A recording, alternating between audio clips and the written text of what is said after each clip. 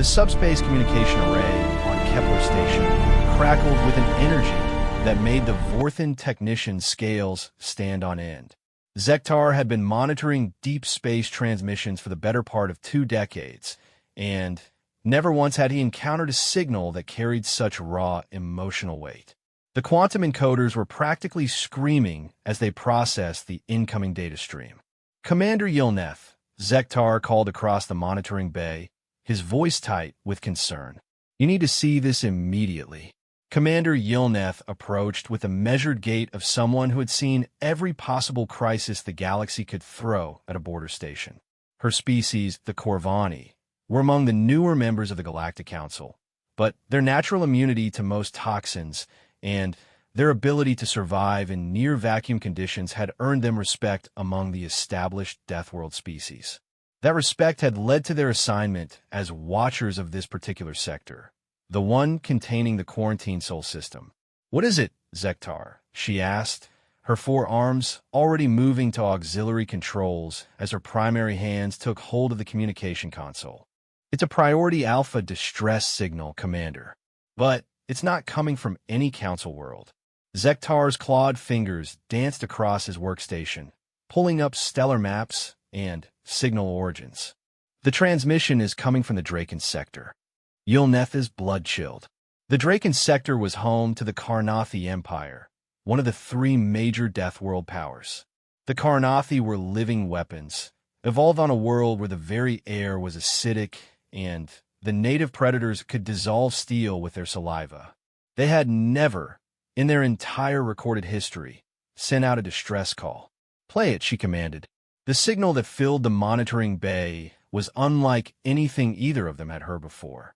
It started with the standard Karnathi war chant, but where there should have been pride and aggression, there was something else entirely: fear. "This is War Chief Thakron of the Karnathi 3rd Battle Fleet." The gravelly voice came through the speakers, distorted by subspace static and what sounded like weapons fire. We require immediate assistance. The enemy, by the burning moons of Karntok, they're not supposed to exist."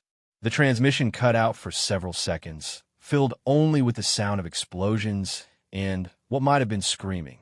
When Thakron's voice returned, it was barely a whisper. "They came from the void between stars. No ships we could detect, no energy signatures, nothing on our sensors until they were already among us. They don't communicate. They don't negotiate. They just consume." Fleet Admiral Karthek called them the Devourers before his flagship was before he was. Another long pause, filled with static and the distant sound of hull breaches. 17 battle fleets have fallen. 17, the 3rd and 5th Armadas are gone.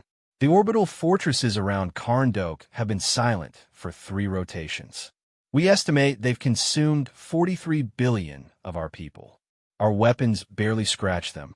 Our strongest warriors fall like hatchlings before their advance. Yilneth found herself gripping the console, so hard her knuckles had turned pale beneath her scaled skin. The Karnathi 3rd Armada alone contained enough firepower to reduce most star systems to cosmic dust. The idea that something could simply brush aside their defenses was beyond comprehension. "We are transmitting this message to all Council worlds and to any who might hear it.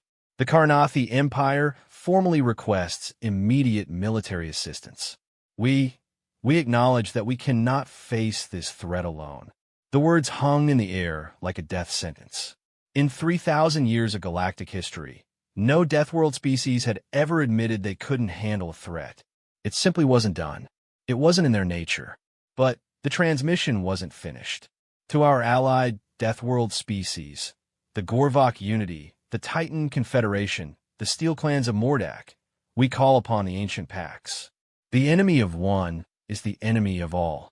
But to the soft-flesh species of the inner worlds, stay away. This is not a threat you can comprehend. Your fleets would only feed them."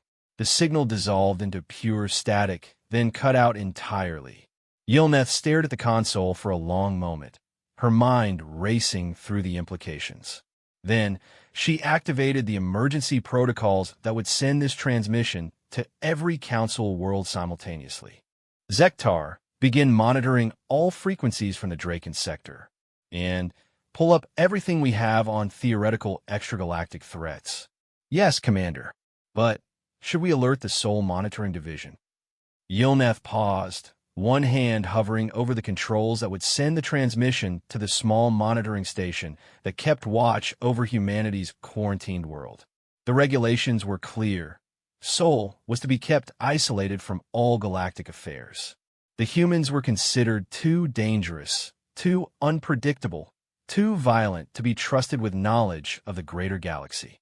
But regulations had been written in times of peace, not during galactic extinction events. Not yet, she decided. Let's see how the established powers respond first. The response came within hours, and it was not encouraging. The first to reply were the Gorvok Unity, a species of silicon-based warriors who had conquered their homeworld's eternal volcanic winter through sheer determination and superior engineering. Their message was brief and to the point. The Unity stand with Karnathi. Our fleets moved to assist. The Titan Confederation followed shortly after. These were beings who had evolved on a high-gravity world orbited by 3 hostile moons, each trying to tear their planet apart with conflicting tidal forces. They had learned to be strong because anything less meant extinction. Confederation forces are en route. We do not abandon our allies. But, as the hours passed, the news from the Draken sector grew worse. The Gorvok Unity's second fleet, 12 massive dreadnoughts and 40 escort vessels, had jumped to the edge of Karnathi space. Their final transmission had been a single word: impossible. Then silence. The Titan Confederation's response force had suffered a similar fate. Their last message had been longer, but no more encouraging. Enemy employs unknown technology. Our shields are useless. They're feeding on our crews. Send no more ships. Repeat, send no more ships. Within a single galactic standard day, 3 of the 4 major Deathworld powers had been reduced to scattered survivors, sending increasingly desperate pleas for help. Only the steel clans of Mordak remained, and their response was characteristically blunt. We will not run. We will not surrender. If these devourers want war, they can have it. But we fight alone if necessary. The Mordaki were perhaps the most feared Deathworld species in the galaxy. They had evolved on a world where metal was alive, where the very ground could sprout razor-sharp spears without warning, and where the dominant philosophy was that anything worth having was worth fighting to the death to get. They had never retreated from fight, never surrendered, never asked for help. Their silence, after that final transmission, spoke volumes. Commander Yilneth found herself staring at the tactical displays showing the Draken sector, watching as system after system went dark. The Devourers weren't just defeating the Deathworld species. They were erasing them completely. No survivors, no refugees, no distres beacons. Just vast, empty spaces where thriving civilizations had been mere hours before. Commander, Zektar's voice was barely a whisper. I'm detecting energy signatures at the edge of the Draken sector. The Devourers, they're moving toward the core worlds. The implications hit Yilneth like a physical blow. The core worlds were home to the main council species, the peaceful, advanced civilizations that had spent millennia building a galaxy-wide culture based on cooperation, trade, and mutual assistance. They had fleets, certainly, but they were designed for exploration and defense against pirates, not for fighting an enemy that could casually destroy beings who were bored of war. If the Deathworld species couldn't stop the Devourers, what chance did anyone else have? Sir, Zektar continued, I'm receiving emergency transmissions from the inner colonies. They're requesting immediate evacuation assistance. The Centauri Alliance is mobilizing their entire fleet. The Rigel Confederacy is activating their ancient defense platforms. Everyone's moving everything they have toward the threat. Yilneth closed her eyes and did rapid calculations in her head. The combined fleets of the inner worlds might number in the tens of thousands of vessels, but they were science ships, transports, and light patrol craft. Against an enemy that had casually destroyed purpose-built Deathworld war machines, they would be less than a speed bump. Commander, Zektar's voice cracked with panic. New transmission coming in. It sits from Karntok Prime, the homeworld of the Karnathi, the most heavily defended planet in Deathworld space, protected by orbital fortresses that each contain more firepower than most species' entire military forces. The signal was weak, filled with static, and obviously transmitted under extreme duress. When the voice came through, it was barely recognizable as Karnathi. This is Supreme War Chief Groktar, speaking from the burning ruins of our capital city. The Devourers they've taken the orbital defenses, turned them against us. Our own weapons rain down on our cities while those things walk among us, selecting victims for consumption. The transmission cut out briefly, then resumed with the sound of approaching footsteps in the background. To any who receive this, do not come here. Do not try to help us. The Devourers don't just kill. They learn. Every ship they take, every warrior they consume, every defense they breach teaches them something new. They grow stronger with each victory, more cunning with each defeat they inflict. They are no longer the enemy we first encountered. They are something worse. The footsteps in the background grew louder. By all the war gods of our ancestors, I can see them coming for me now. Tell the galaxy. Tell them that the Karnathi Empire dies with honor. Tell them that we... The transmission ended in screams. Commander Yilneth stared at the dead communications board for a long moment, then slowly reached for the emergency protocols that would send an immediate alert to the Council's emergency session procedures. But even as her fingers moved toward the controls, she knew it wouldn't matter. The Council would debate and argue and form committees while the Devourers swept across the galaxy like a plague of living darkness. Her other hand, almost without conscious thought, moved to a different set of controls, the ones that would send a signal to the Soul Monitoring Station. Commander, Zektar's voice was uncertain. Are you activating the quarantine breach protocols? She paused, thinking about regulations and proper procedures and all the very good reasons why humanity had been locked away from the rest of the galaxy. They were violent beyond reason, aggressive to the point of insanity, and had somehow managed to turn their entire planet into a training ground for producing the most dangerous apex predators the galaxy had ever seen. They were also the only species that had never been conquered, never been enslaved, never been broken by anything their nightmare world had thrown at them. Zektar, she said quietly, pull up the files on the Soul System. Everything we have. Commander, those files are classified at the highest levels. I don't have the clearance to override authorization Yilneth 77 Alpha. Emergency protocols. The files that appeared on Zektar's screen made him stumble backward from his console. Report after report of species that had somehow survived on a world that actively tried to kill them. Predators that hunted in packs. Natural disasters that would have wiped out civilizations. Diseases that mutated faster than they could be cured. Weather patterns that could drop the temperature 50 degrees in a matter of hours. And through it all, humanity had not just survived, but thrived. They had turned their entire species into living weapons, each individual capable of violence that would make Karnathi warriors proud. They had built weapons that could crack planets, developed strategies that involved acceptable casualty rates higher than most species' total populations, and had somehow convinced themselves that the best way to solve any problem was to hit it harder than it was hitting them. Commander, Zektar whispered, these humans, they're monsters. Yes, Yilneth agreed, her hand still hovering over the transmission controls. But there are monsters, and right now, monsters might be exactly what we need. She activated the controls and began composing a message to the Soul Monitoring Station. As she typed, she could hear the emergency alarms beginning to sound throughout Kepler Station as news of the Karnathi homeworld's fall spread to other monitoring posts. The Deathworld species had fallen.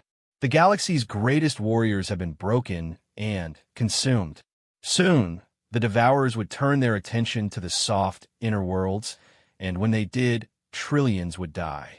But somewhere in the Sol system, on a quarantined world that the Council had tried to forget, something was stirring. Something that had spent its entire evolutionary history learning how to be more dangerous than everything else that wanted to kill it. The Deathworlders had called for help. Now it was time to see what happened when the galaxy's greatest nightmare decided to help. Admiral Sarah Chun stood in the main operations center of Luna Base, watching as her staff processed the most significant intelligence breakthrough in human history. The massive holographic display showed not just their own solar system, but star charts extending far beyond anything they had previously imagined. For the first time in humanity's existence, they were seeing proof that they were not alone. Admiral, Commander Rodriguez called from the analysis station. We've finished decoding the transmission from the Kepler monitoring station. Ma'am, the situation is worse than we initially thought. Chen nodded grimly.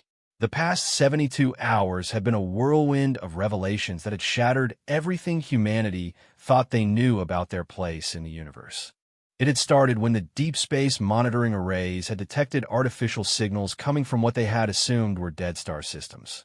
Then, the xenolinguistics team had managed to crack the basic mathematical foundations of the alien communication protocols. What they had discovered was both wonderful and terrifying. They were not alone. There was an entire galactic civilization out there, spanning thousands of worlds and dozens of species. And, according to the desperate transmissions they were intercepting, that civilization was dying. "Give me the summary, Commander," Chun ordered. Rodriguez activated the main display, showing tactical analyses overlaid on galactic maps.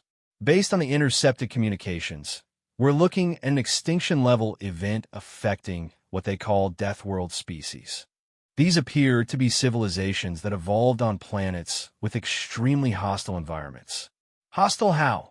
asked Dr. Elizabeth Warren, the xenobiologist who had been hastily assigned to the task force when first contact protocols had been activated. "High radiation, toxic atmospheres, extreme gravity, predator-heavy ecosystems, frequent natural disasters," Rodriguez listed. "According to the data we've compiled, these species are considered the military elite of galactic civilization. They're the ones other species call when they need protection." Chun felt a chill run down her spine. "And they're losing?" "Not just losing, Admiral. They're being completely eliminated. The enemy, they're calling them Devourers, have wiped out 4 major Deathworld civilizations in less than a week. Billions of casualties. Entire star systems gone dark." Dr. Warren stepped closer to the display, studying the tactical analyses. "Commander, these Karnathi that we've been monitoring, what do we know about their homeworld conditions?" Rodriguez pulled up the relevant data. Highly acidic atmosphere, average surface temperature of 60 degrees Celsius, gravity approximately 1.8 times Earth normal. The dominant predator species, there secretes acids that can dissolve most known metals. The Karnathi evolved natural armor plating and enhanced strength just to survive their childhood. And they're calling these beings dangerous enough to be Deathworlders? Warren's voice was incredulous. Chen understood her confusion. Based on the parameters they were seeing, Earth was substantially more hostile than most of the worlds that had produced these so-called Deathworld species. Earth's biodiversity was staggering compared to what they were reading about other worlds. Earth's weather patterns were chaotic and unpredictable. Earth's geological activity was constant and violent. And Earth's life forms had spent millions of years locked in an evolutionary arms race that had produced an ecosystem where everything was trying to eat everything else. "Admiral," came a new voice from across the operations center. Captain Maria Santos, the head of strategic planning, approached with a data tablet and a grim expression. "We've been analyzing the tactical reports from the battles against these Devourers. I think we have a problem." "What kind of problem, Captain?" "The Devourers appear to learn and adapt from each encounter. Their first attacks were somewhat crude, overwhelming force applied indiscriminately. But by the time they reached the Karnathi homeworld, they were using sophisticated tactics, turning captured ships against their former owners, employing psychological warfare, even using the infrastructure of conquered worlds as weapons against the defenders. Santos activated her tablet, and the main display shifted to show battle analyses. More concerning is their apparent ability to improve their technology by studying captured equipment. The energy signatures we're detecting from Devourer forces that have been active for several days are substantially different from those that just arrived in an area. Chun studied the data, her mind already working through the implications. They're learning from their victories. Yes, ma'am. And based on the progression we're seeing, they're learning very quickly. The forces that destroyed the Steel Clans of Mordak were significantly more sophisticated than the ones that first attacked the Karnathi. Dr. Warren looked up from her analysis station. Admiral, I've been reviewing the biological data we have on the defeated Deathworld species. There's something interesting here. Go ahead, Doctor. All of these species evolved on worlds with one or maybe two major environmental challenges: high gravity or acid atmosphere, or dangerous predators. Earth has all of those and more. We've evolved to handle environmental challenges that would be classified as impossible by galactic standards. She activated a comparison chart that showed Earth alongside the various Deathworld planets they had data on. The results were startling. Earth's complexity index was off the charts compared to any world that had produced a Deathworld species. Admiral Warren continued, I think we need to consider the possibility that by galactic standards, humanity might not just be a Deathworld species. We might be the Deathworld species. Before Chen could respond to that unsettling observation, alarms began sounding throughout the operations center. Lieutenant Kim at the communications station called out urgently, Admiral, we're receiving a direct transmission. It's coming from outside our solar system. Chun felt her blood freeze. On speakers, the voice that filled the operations center was clearly artificial, translated by some form of advanced computer system, but the desperation behind it was unmistakably real. This is Commander Yilneth of Kepler Station, broadcasting on all frequencies to the Sol system. We know you're there. We know you've been monitoring our transmissions. The galactic civilization is facing extinction, and we need your help. Chun looked around the operations center, meeting the eyes of her staff. This was it, the moment that would define humanity's place in the galaxy. Commander Yilneth, she said, activating the response system. This is Admiral Sarah Chun of the Human Colonial Navy. We're listening. The pause that followed was long enough that Chun began to wonder if the transmission had been cut off. When Yilneth's voice returned, there was something like wonder in it. Admiral Chun, you speak for your species? I speak for humanity's military forces, yes. Then, humanity has survived the quarantine period. That's remarkable. Admiral, I must ask, how much do you know about the galactic situation? Chen looked to Rodriguez, who gave her a quick nod indicating that the translation systems were working and the conversation was being recorded. We know that several civilizations are under attack by an enemy you call the Devourers. We know that your Deathworld species have been unable to stop them, and we know that you're desperate enough to contact a quarantined species for help. Another long pause. Admiral, the quarantine protocols exist for very good reasons. Your species has been classified as extremely dangerous, but the Devourers have broken every military force we've sent against them. The inner worlds are evacuating entire star systems. We estimate we have perhaps 2 weeks before they reach the galactic core. Commander Yilneth, Chun said carefully, what exactly are you asking us to do? We're asking you to do what your species does best, Admiral. We're asking you to fight. Chun looked around the operations center again. Her staff were all watching her, waiting for her decision. The xenobiologists, the tactical analysts, the communication specialists, they were all looking to her to decide humanity's first official act as a member of galactic civilization. Commander, we'll need complete intelligence briefings on the enemy capabilities, force dispositions, and tactical assessments. We'll also need detailed star charts and navigation data for the affected regions. Admiral, are you saying humanity will help? Chen smiled grimly. Commander, you've just told us that there's an enemy out there that's been destroying civilizations and consuming populations. An enemy that's apparently heading for more populated areas to continue its killing spree. She paused, thinking about every war humanity had ever fought, every enemy they had ever faced, every time in their history when they had been told something was impossible to defeat. Commander Yilneth, humanity doesn't run from bullies. We run toward them, usually screaming and carrying weapons. The relief in the alien's voice was palpable. Admiral, I'm transmitting all the data we have immediately. But I must warn you, the Devourers have destroyed forces that were specifically bred for war. The Karnathi have been fighting for their entire species' existence. The Gorvok Unity had weapons that could crack moons. The Titans built ships that could survive inside stellar coronas. And the Devourers swept them aside like they were nothing. Understood, Commander. But they haven't faced humans before. As soon as the transmission ended, Chun turned to her staff. Ladies and gentlemen, we have work to do. Captain Santos, I want full strategic assessments of the Devourer capabilities and tactics. Dr. Warren, start working on biological profiles. I want to know everything we can determine about what we're facing. Commander Rodriguez, give me full tactical projections for deploying our forces outside the solar system. Admiral, Santos interrupted, our forces?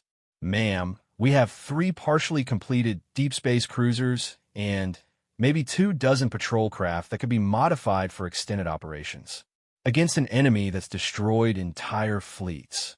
Chun smiled, and Santos suddenly understood why Admiral Chun had been selected to lead humanity's deep space initiatives. There was something in her expression that suggested she knew something the rest of them didn't. Captain, start pulling the classified files on the Ghost Fleet project. Authorization Chun Alpha 77. And give me a direct line to Earth Command. Tell them to activate the Titan protocols. Santos felt her breath catch. The Ghost Fleet project was legendary among the senior staff, a rumored program to build weapons systems capable of fighting wars on a galactic scale. Most people assumed it was just theoretical research. The Titan protocols were something else entirely. They were the contingency plans for fighting an extinction-level war against unknown enemies with unknown capabilities. Plans that had been developed based on the assumption that humanity might someday encounter something that made their own species look peaceful by comparison. Ma'am, Rodriguez called from his station, the data package from Commander Yilneth is coming through now. Admiral, these Devourers are using technology we can't even begin to understand. Energy weapons that ignore conventional shields, ships that can apparently exist in normal space, and some kind of subspace simultaneously, biological weapons that can adapt to any defense in real time. Chun studied the incoming data, watching as the tactical computers tried to make sense of weapon systems that operated on principles human science hadn't even theorized about. But she wasn't looking at the technology. She was looking at the tactical patterns. Commander, pull up the battle records from the Karnathi engagements. Focus on the individual ship actions, not the fleet movements. The display shifted to show smaller-scale tactical data. Chun studied it for several minutes, then started to smile. There, she said, pointing to a specific series of maneuvers. The Devourers are good at learning technology and adapting to weapons, but they're not creative in their tactical thinking. Look at this pattern. They overwhelm, analyze, adapt, then apply the same solution to the next similar problem. Dr. Warren looked up from her biological analysis. Admiral, you're saying they're predictable? I'm saying they're thinking like a computer, not like a person. They learn, but they don't innovate. They adapt, but they don't improvise. Chin's smile grew wider. Doctor, these Devourers may be technologically superior, and they may have defeated every military force they've encountered. But they've never fought humans. What makes humans different, Admiral? Chin gestured to the tactical displays showing the destroyed Deathworld fleets. Every one of these species fought the way they always fought. They used their traditional tactics, their traditional weapons, their traditional strategies. They did what they were good at, and when that didn't work, they tried to do it harder. She activated the main strategic display, showing Earth position relative to the galaxy. Humanity doesn't have traditional tactics. We have a 5,000-year history of fighting enemies that were stronger, faster, better equipped, or more numerous than we were. And our solution was never to fight them the way they expected to be fought. Santos was beginning to understand. You're talking about asymmetric warfare. I'm talking about the fact that every time in human history that someone has told us a fight was impossible to win, we found a way to cheat. Chen's expression grew predatory. Captain, the Devourers have spent the last week learning how to fight Deathworld species. They've adapted to energy weapons, kinetic bombardment, biological warfare, and strategic nuclear deployment. She paused, looking around the operations center at her staff. But they've never seen what happens when a Deathworld species decides that the best way to win a war is to break every rule of civilized combat and turn the entire conflict into the kind of brawl that would make their homeworld's apex predators proud. The main display activated, showing the incoming data about Devourer force dispositions and movement patterns. Chun studied it for a moment, then activated her command authorization codes. All stations, this is Admiral Chun. Implement Protocol Nightmare. Authorization Chun 77 Alpha Omega. All departments are now operating under total war conditions. Throughout Luna Base, humans began preparing for humanity's first galactic war. They were outnumbered, outgunned, facing an enemy with superior technology and a proven track record of consuming entire civilizations. They had never been happier. The Meridian shipyards, hidden in the asteroid belt between Mars and Jupiter, had been humanity's best-kept secret for over 2 decades. What appeared to be a routine mining operation was actually the construction facility for the most ambitious military project in human history. Today, for the first time, the Ghost Fleet was coming online. Admiral Chun floated in the command center of the shipyard, watching through reinforced viewports as the first vessels of humanity's deep space navy powered up their engines. The ships didn't look like anything the defeated Deathworld species would have recognized as military vessels. Where the Karnathi built massive, heavily armored dreadnoughts that looked like flying fortresses, and the Gorvok Unity constructed geometric efficiency platforms bristling with weapons, humanity had taken a different approach entirely. The human ships looked organic, almost predatory. Their hulls were matte black, designed to absorb sensor pings rather than reflect them. They had no external weapons visible, no obvious shield generators, no massive engine arrays. To an outside observer, they might have looked like large asteroids that had somehow learned to move under their own power. Admiral, came the voice of Captain Marcus Webb over the comm system. Ghost Fleet Alpha through Delta are reporting ready for deployment. All stealth systems are operational. All crews are at battle stations. Chun activated her tactical display, showing the positions of 47 warships that were completely invisible to conventional sensors. The Ghost Fleet wasn't built around the traditional concepts of fleet engagement that had dominated galactic warfare for millennia. They were built around humanity's understanding that the best way to win a war was to make sure the enemy never saw you coming. Captain Webb, what's our estimated transit time to the Draken sector? Using the new jump drive systems, approximately 18 hours, Admiral. The alien navigation data has been integrated with our systems. We can hit any point in the affected region. Chin nodded, then activated the fleet-wide communication system. All ships, all crews, this is Admiral Chun. For the past week, we've been watching the galaxy burn. We've seen entire civilizations consumed by an enemy that adapts to every weapon, learns from every defeat, and grows stronger with each victory. She paused, looking out at the invisible fleet that surrounded her flagship. Today, we're going to teach the galaxy something new. We're going to show them what happens when Earth goes to war. The response from 47 ship captains was immediate and unanimous. Aura! Chin smiled. It was good to be human. 18 hours later, the Ghost Fleet materialized at the edge of the Draken sector, directly in the path of the advancing Devourer forces. What they found there defied everything the galactic civilizations thought they understood about warfare. The Devourers had indeed adapted and evolved since their first encounters with the Deathworld species. Their ships were no longer the crude, overwhelming force platforms that had first attacked the Carnathi. They had become something far more sophisticated and far more terrifying.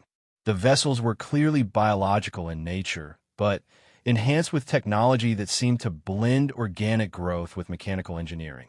They moved like living things, flowing through space in patterns that suggested intelligence and purpose. More disturbing, they appear to be growing larger as they advanced, adding mass and capability by consuming the wreckage of their previous victories. Admiral, reported Commander Lisa Park from the sensor station, I'm counting approximately 300 Devourer vessels in the main formation. Energy signatures are extremely unusual. They appear to be operating on multiple dimensional levels simultaneously. Chin studied the tactical display, watching the alien fleet's movement patterns. They were heading directly for the Centauri Alliance, one of the inner-world civilizations that had requested evacuation assistance. At their current speed, they would reach the populated systems within 6 hours. Commander Park, any signs that they've detected our approach? Negative, Admiral. Stealth systems are holding. We appear to be completely invisible to their sensor arrays. Chun felt a predatory satisfaction. The Devourers had learned to counter every weapon system they had encountered, but they had never encountered human stealth technology. They had never fought an enemy that specialized in being unseen. All ships begin deployment pattern Echo 7. Remember, we're not trying to destroy their entire fleet. We're trying to make them afraid. The Ghost fleet dispersed into hunting formations, each ship taking a different vector of approach. Unlike the massive fleet actions that characterize galactic warfare, the humans were preparing to fight like pack hunters stalking prey. The first Devourer ship died without ever knowing it was under attack.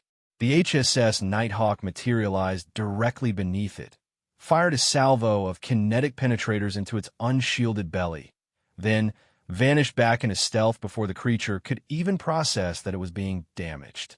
The reaction from the Devourer fleet was immediate and telling. Instead of continuing their advance toward the inner worlds, the entire formation stopped and began scanning frantically for the source of the attack. When they found nothing, they began moving in defensive patterns, clustering together for mutual protection. Interesting, Chin observed. They're showing actual fear response. These things can feel threatened. The second attack came from a completely different direction. The HSS Predator launched a spread of hunter-killer drones that attached themselves to the hulls of 6 different Devourer ships and began systematically dismantling them from the inside out. By the time the creatures realized what was happening, the drones had already done critical damage to their power systems. The Devourer's response was swift and vicious. They turned their adaptive energy weapons on their own damaged ships, destroying them completely rather than allowing the unknown enemy to study their technology. Chun raised an eyebrow.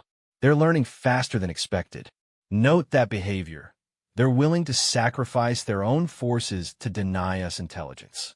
But the humans weren't done. The third attack was the one that truly got the Devourer's attention. The HSS Reaper emerged from stealth directly in the middle of the enemy formation and unleashed every weapon system it carried in a single, devastating alpha strike. Kinetic rounds, energy weapons, missile volleys, and exotic particle beams all fired simultaneously, destroying 7 Devourer ships in the space of 3 seconds. But the Reaper didn't retreat. Instead, it activated its final weapon system, a gravitational implosion device that had been designed specifically for this moment. The ship collapsed in on itself, creating a temporary black hole that consumed 4 more enemy vessels before evaporating. The Devourer fleet's response was panic. The organized formation dissolved as individual ships scattered in all directions, desperately trying to escape an enemy they couldn't see, couldn't predict, and apparently couldn't understand. Admiral, Commander Park reported with barely concealed excitement. The enemy formation has completely broken apart. They're fleeing toward multiple different systems. Chun felt a grim satisfaction. The Devourers had spent a week learning how to fight organized military forces that attacked with conventional weapons and predictable tactics. They had never encountered an enemy that was willing to sacrifice its own ships as weapons, that fought from complete stealth, that refused to engage in the kind of set-piece battles they had learned to dominate. All ships, begin pursuit protocol, Whiskey 7.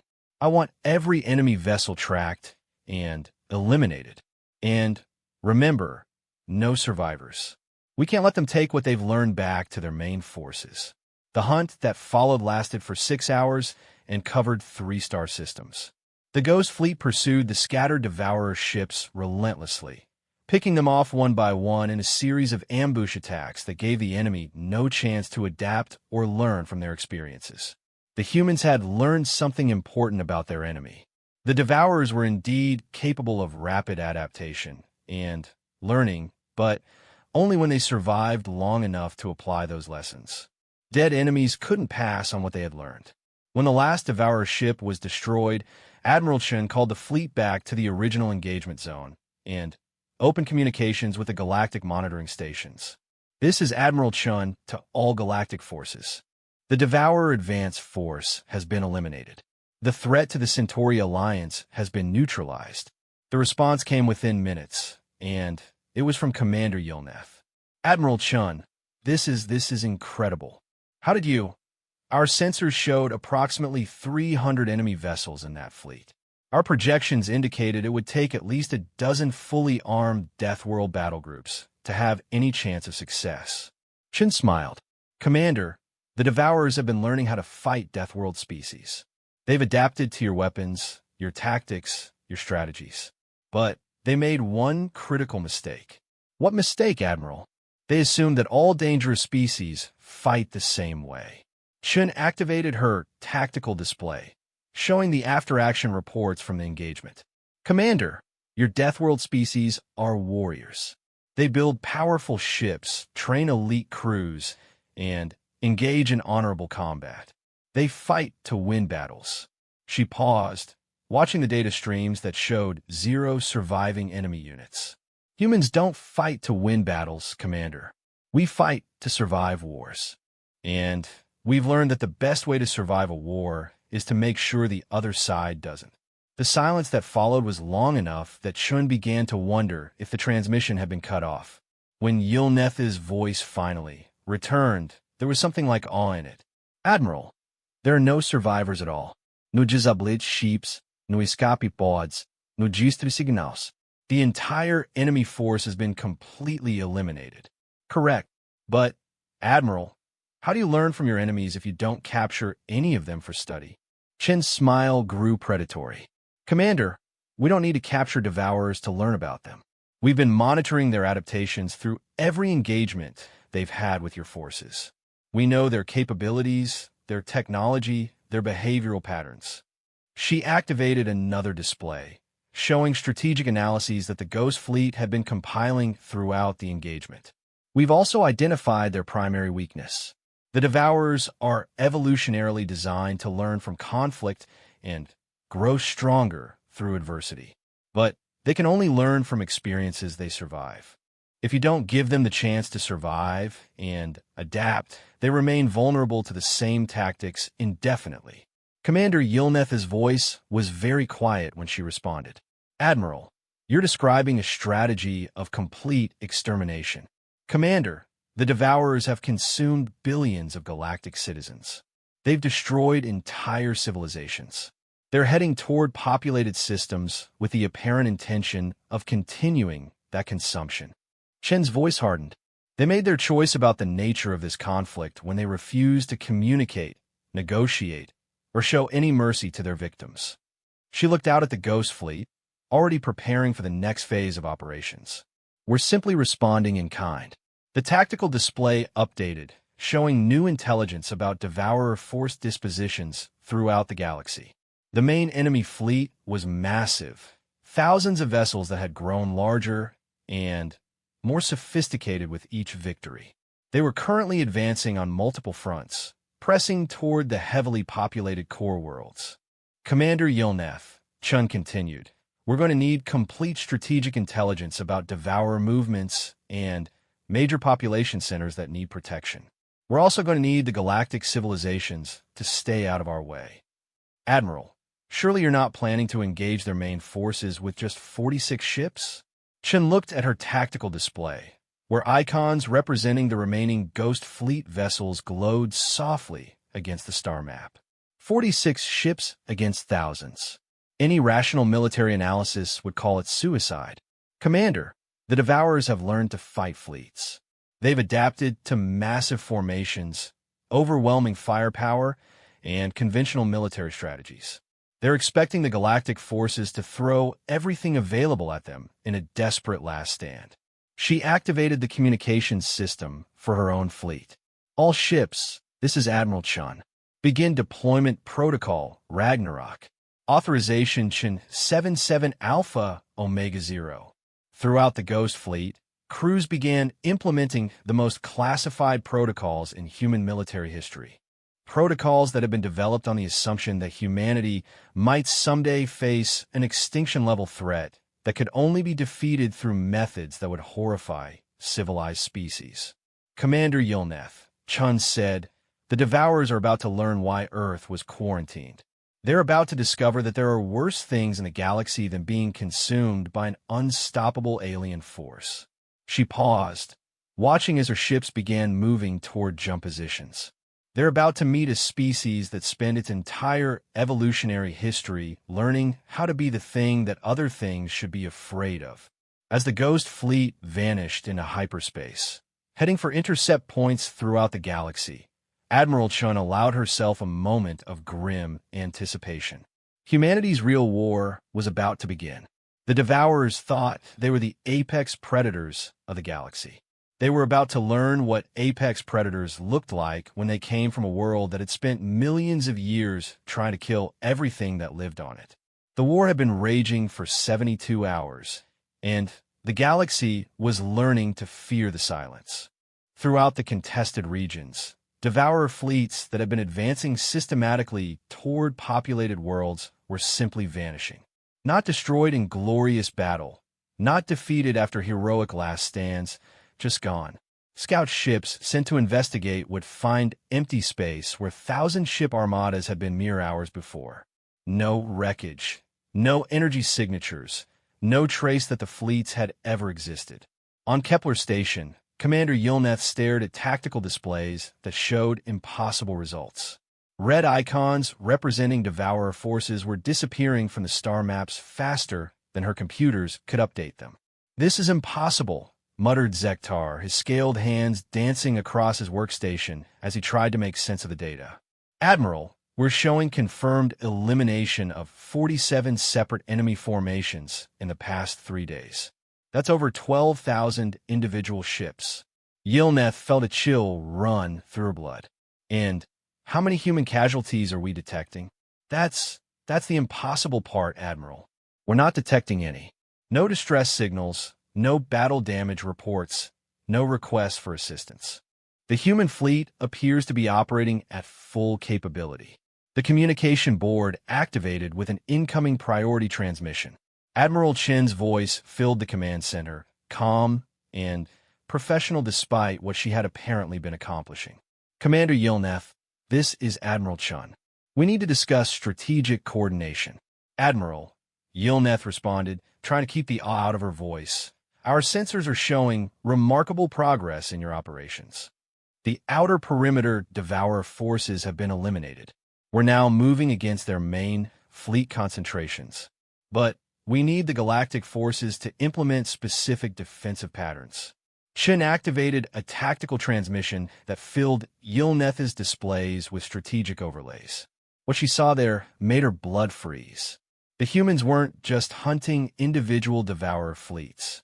They were implementing a galaxy-wide strategy that was herding the remaining enemy forces into predetermined zones.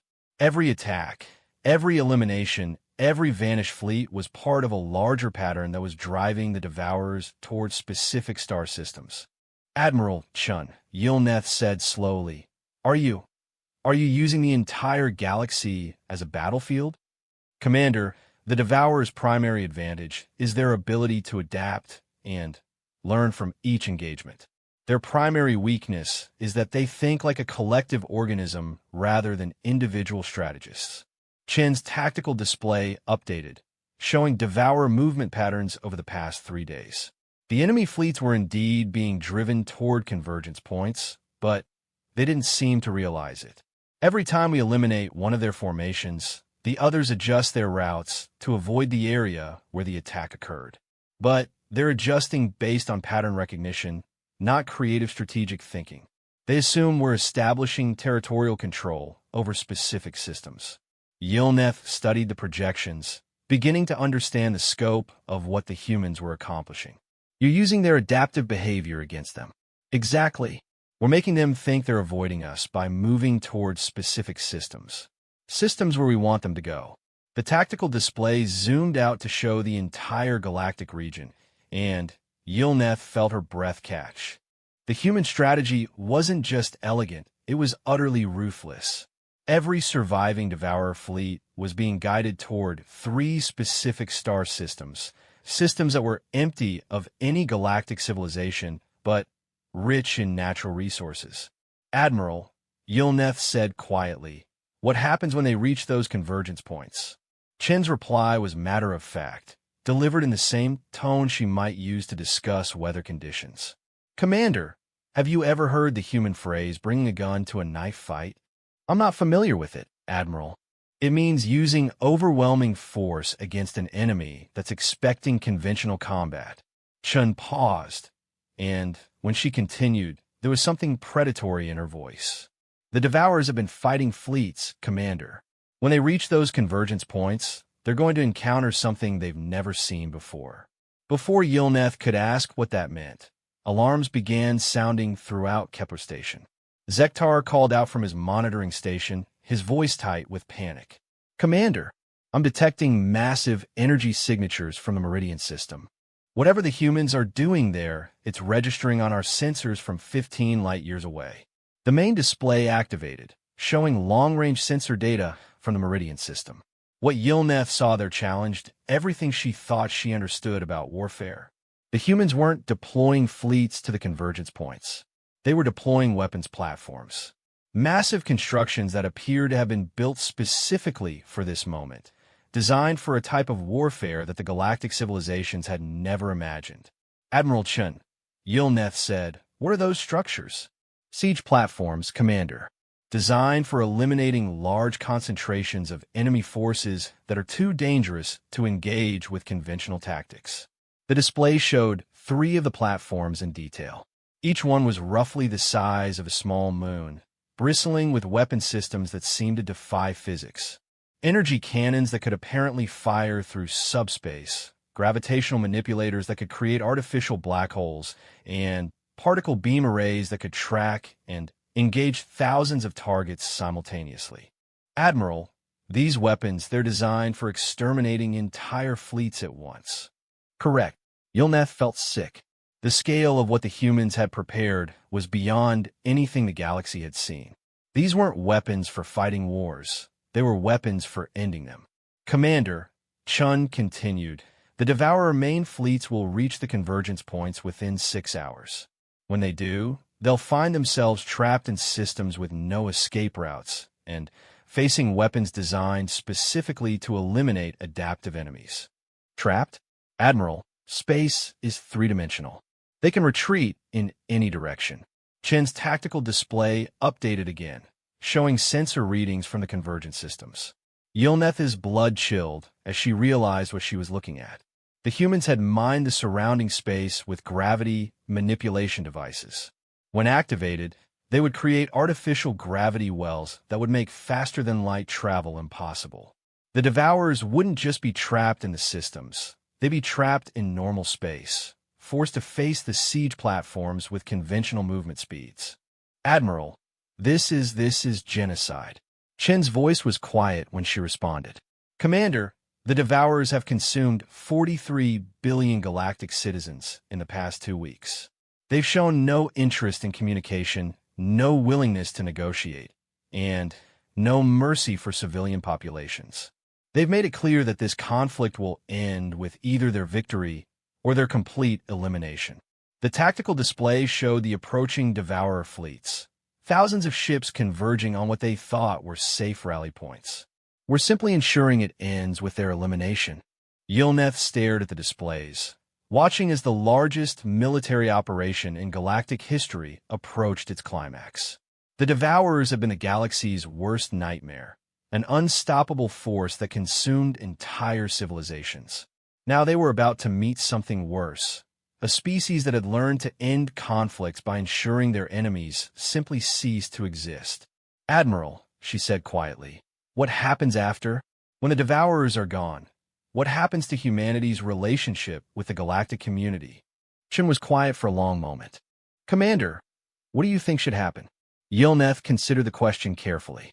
Humanity had just demonstrated military capabilities that exceeded anything the galaxy had ever seen. They had shown strategic thinking that was both brilliant and terrifying. They had saved galactic civilization, but they had done it in a way that revealed exactly how dangerous they truly were. "Admiral, the quarantine protocols exist for specific reasons. Your species has capabilities that could destabilize the entire galactic community. And the galaxy owes you a debt that can never be repaid. You've saved trillions of lives." Chen's voice carried a note of amusement. "Commander, humanity doesn't want to destabilize galactic civilization. We just demonstrated that we want to protect it. But we did it in our own way." The tactical display showed the first Devourer fleet reaching the Meridian Convergence Point. The massive enemy formation, over 800 ships strong, dropped out of hyperspace directly into the kill zone. What happened next lasted exactly 47 seconds. The siege platform activated every weapon system simultaneously. The space around the Devourer fleet erupted in energies that existed at the edge of physical possibility. Gravity wells crushed ships like insects. Particle beams that moved at near-light speed carved through formations like invisible swords. Energy weapons that operated in multiple dimensions simply erased targets from existence. When the light cleared, the Meridian system was empty except for the siege platform and slowly dissipating energy clouds. 837 confirmed eliminations, Chen reported matter-of-factly. "No survivors." Similar reports came in from the other convergence points over the next 2 hours. Thousands of Devourer ships, the survivors of dozens of conquered civilizations, the accumulated learning and adaptation of the galaxy's worst nightmare, all eliminated in carefully prepared kill zones. When the last enemy fleet had been destroyed, Admiral Chen's voice filled the communication channels throughout the galaxy. "All galactic forces, this is Admiral Chen. The Devourer threat has been eliminated. All enemy forces have been neutralized. The threat to galactic civilization is over." The silence that followed lasted for several minutes. When responses finally began coming in from across the galaxy, they all carried the same tone of stunned disbelief. "Admiral," Commander Yilneth said finally, "on behalf of the Galactic Council, humanity has our eternal gratitude. But I must ask, what are your intentions now?" Chen's response was immediate and unambiguous. "Commander, humanity wishes to open formal diplomatic relations with the galactic community. We'd like to discuss trade agreements, cultural exchanges, and mutual defense pacts." "And the siege platforms? The Ghost Fleet? The weapons that can eliminate entire armadas?" Chen paused, and when she answered, there was something that might have been humor in her voice. "Commander, those are our diplomatic credentials. We're hoping they're sufficient to ensure that all future negotiations are conducted with appropriate respect for everyone involved." Yilneth looked around her command center at staff members who were still processing what they had just witnessed. Humanity had just demonstrated that they could destroy any military force in the galaxy, but they were asking for diplomatic recognition and trade partnerships. "Admiral, the galactic community would be honored to open formal relations with humanity." "Excellent. We look forward to productive relationships with all galactic species." As the communication ended, Zektar looked up from his workstation with an expression of wonder. "Commander, the humans just eliminated the greatest threat in galactic history, demonstrated military supremacy that makes every other species obsolete, and then asked if we wanted to be friends." Yilneth nodded slowly. Zektar, I think we're dealing with a species that views overwhelming destructive capability as a prerequisite for peaceful coexistence. She looked out at the star maps, showing empty space where devourer fleets had been mere hours before. And, frankly, after what we've seen, I'm not sure that's wrong. 6 months after the elimination of the devourer threat, the first Galactic Integration Summit was held on Kepler Station, now expanded to accommodate representatives from over 200 species.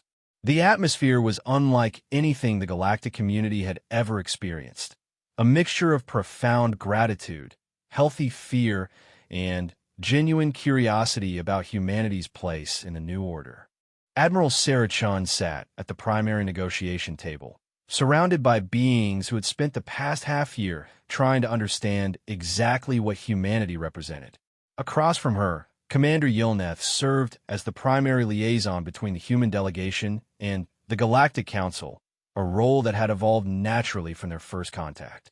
Admiral Chun, began Ambassador Krelthak of the Vorthan Confederation, the Council appreciates humanity's decisive action against the Devourer threat. However, we must address the implications of your military capabilities. Chun nodded politely. The past 6 months have been a delicate dance of diplomacy, with humanity gradually revealing more about their society while carefully managing galactic concerns about their military potential. Ambassador, we understand the Council's concerns. Humanity has always believed that the best way to ensure peace is to be prepared for war. That philosophy becomes somewhat concerning when the preparation includes weapons that can eliminate entire star systems, interjected High Minister Dokvar of the Centauri Alliance. His species owed their continued existence to humanity's intervention, which made his criticism all the more diplomatically complex. Dr. Elizabeth Warren, now serving as humanity's chief xenocultural advisor, leaned forward. High Minister, perhaps it would help to understand how humanity views the relationship between strength and cooperation. She activated a holographic display showing Earth's history, focusing on the development of human civilization. Our species evolved in an environment where individual survival was impossible. Cooperation wasn't just beneficial, it was mandatory. But that cooperation was only possible because each individual was capable of significant contribution to the group's defensive capabilities. The display showed examples of human societies throughout history, emphasizing the balance between individual capability and collective action. Humanity learned very early that the most stable peace comes when all parties are strong enough to defend themselves. But choose cooperation because it's more beneficial than conflict. Ambassador Shulrin of the Corvani Deep Worlds gestured with 2 of her forearms. Dr. Warren, that philosophy works when all parties are roughly equivalent in capability. The current situation is somewhat different. Chun smiled slightly. Ambassador Shulrin, you're correct that humanity currently possesses superior military technology. But that wasn't always our goal. We developed these capabilities because we thought we were alone in the universe and needed to be prepared for any threat we might encounter. She activated her own display, showing human expansion throughout the Sol system and the development of their deep space technologies. Now that we know we're part of a larger galactic community, our priorities have shifted. We're more interested in contributing to that community than in dominating it. Admiral, said War Chief Groktar, one of the few surviving Karnathi leaders, your actions against the Devourers were impressive. But how do we know that humanity won't view other species as threats to be eliminated? The question hung in the air for a moment. It was the core concern that every species at the summit was grappling with. Humanity had demonstrated that they could destroy any civilization in the galaxy if they chose to. How could anyone feel secure with that knowledge? Chun looked around the table at beings representing dozens of different evolutionary paths and cultural philosophies. War Chief, that's a fair question. Let me answer it with a question of my own. In the past 6 months, what has humanity done with our military superiority? She activated a comprehensive display showing human activities throughout the galaxy since the end of the Devourer War. We've provided reconstruction assistance to damaged worlds. We've shared medical technology that has saved millions of lives. We've opened trade relationships that have benefited both humanity and our partners. We've established joint research projects that are advancing galactic science. The display showed project after project, each one demonstrating human commitment to building rather than destroying. War Chief, we could have used our military advantage to conquer territory, demand tribute, or establish an empire. Instead, we've used it to ensure that everyone feels safe enough to engage in productive cooperation. Dr. Warren added, "The Karnathi have a saying, strength unused is strength wasted. Humanity believes that the highest use of strength is making it unnecessary." The discussion continued for hours, covering everything from trade regulations to joint defense agreements to cultural exchange programs. But underlying every topic was the fundamental question of how a galactic civilization could function when one species possessed such overwhelming military superiority. The breakthrough came from an unexpected source. Elder Zeftai of the Rigel Confederacy was one of the oldest beings at the summit, representing a species that had been peacefully exploring the galaxy for over 3 millennia. She had remained silent through most of the discussions, but when she finally spoke, her words carried the weight of accumulated wisdom. "Admiral Chun, your species fascinates me. In all my years, I have never encountered a civilization that seemed more naturally suited to conquest, yet showed less interest in pursuing it." Chin inclined her head respectfully. "Elder Zeftai, conquest requires maintaining control over unwilling subjects. Humanity has learned that cooperation with willing partners is far more productive." "Indeed, but I think there is something more fundamental at work here." The Elder activated her own display, showing comparative analyses of human behavior patterns versus those of other species. Most civilizations develop military capabilities as a response to external threats. They build weapons to defend against enemies. But humanity developed military capabilities as a response to their environment. You built weapons to defend against your own world.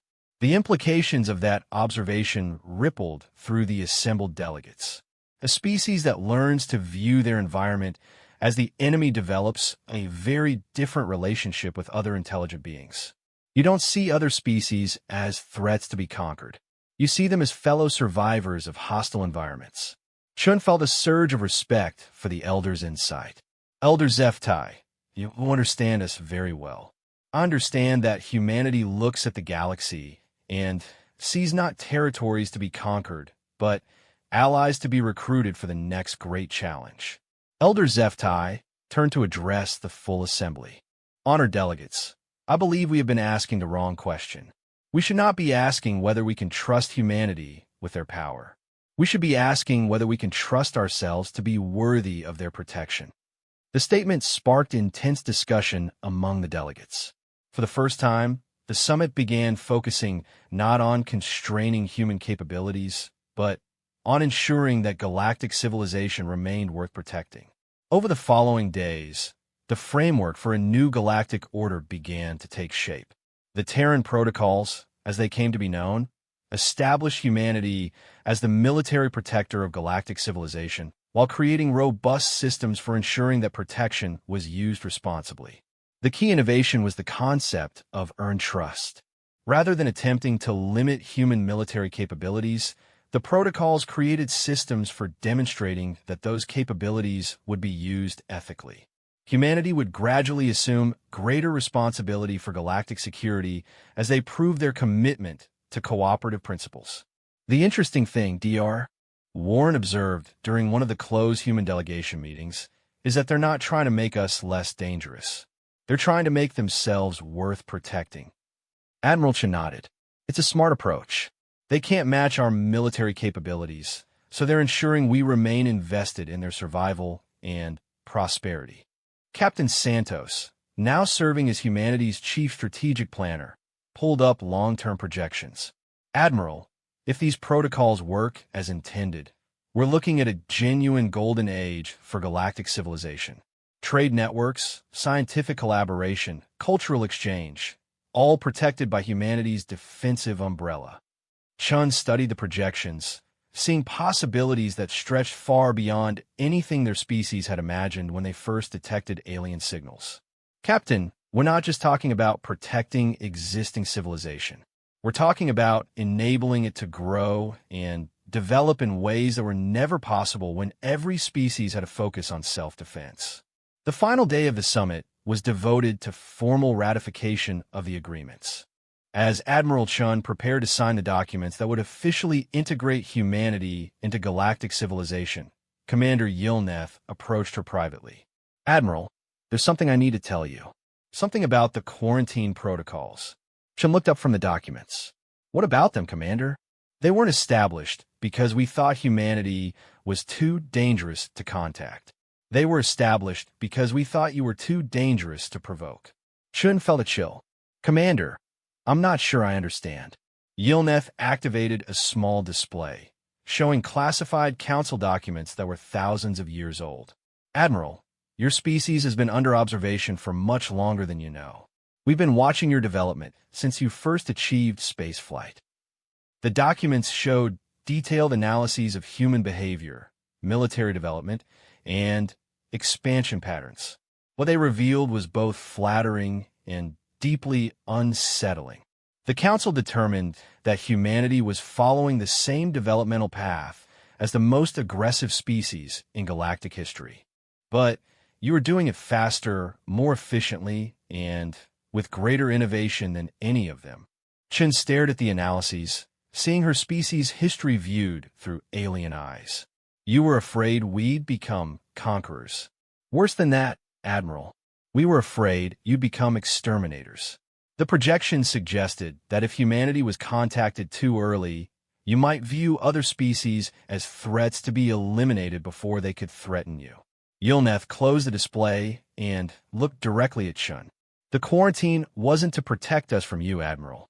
It was to protect you from becoming what we feared you could become. Chun was quiet for a long moment, processing the implications. And now, you've demonstrated that our fears were both justified and completely wrong. You are indeed capable of becoming exterminators.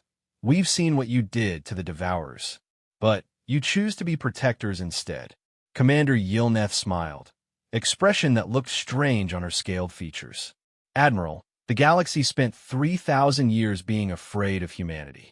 Now we're grateful that our fears ensured you developed exactly the way you needed to.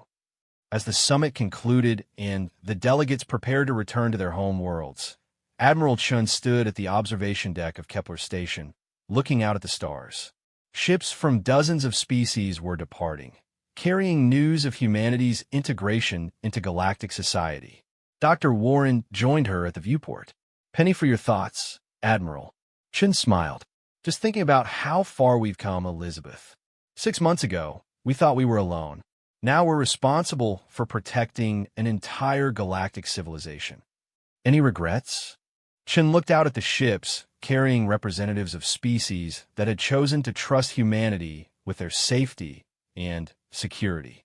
None at all. This is what we were meant for, Elizabeth. We spent millions of years learning how to survive in a hostile environment. Now we get to use those skills to make sure no one else has to.